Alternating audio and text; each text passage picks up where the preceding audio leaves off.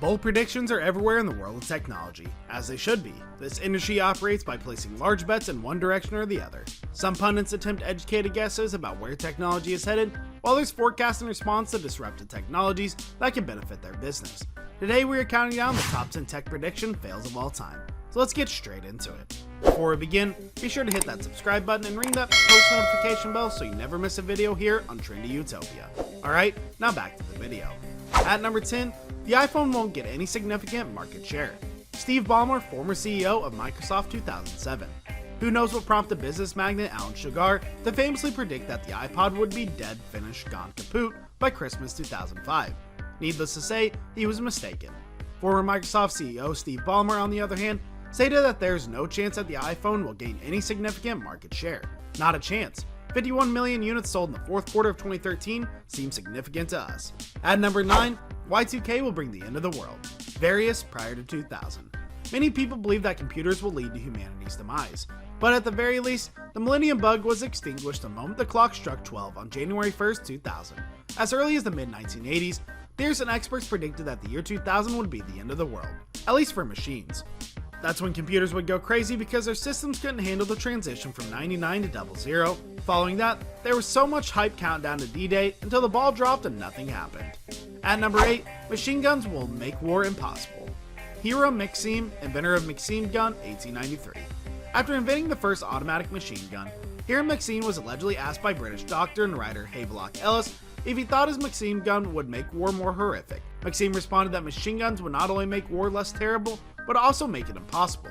Unfortunately, he has been proven false on multiple occasions. At number 7, there will never be a bigger plane built. Boeing engineer after 247's first flight, 1933. After the first flight of the Boeing Model 247 in 1933, a Boeing engineer came to that conclusion. The 247, built as the first truly modern airliner, had a seating capacity of only 10 people. Because of people like Howard Hughes' contributions, aviation has evolved dramatically since then. The Airbus A380, which can seat over 850 passengers, is currently the largest passenger airline. At number 6, television won't last, it's a flash in the pan. Mary Somerville, radio pioneer, 1948. It's natural for people to defend their source of income and success, as BBC radio broadcaster Mary Somerville did in 1948 when she called television a flash in the pan, claiming it never lasts.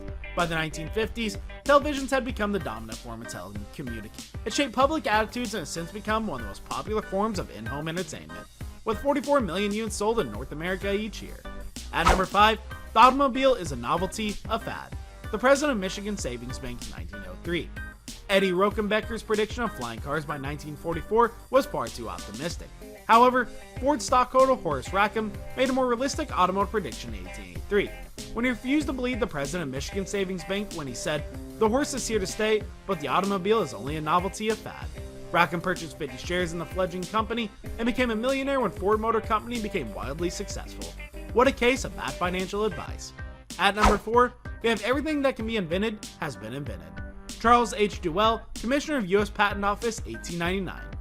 Consider a world without TV, cell phones, microwaves, and other modern conveniences. That is a world that Charles H. Duell allegedly predicted in 1899 when he stated everything that can be invented has been invented.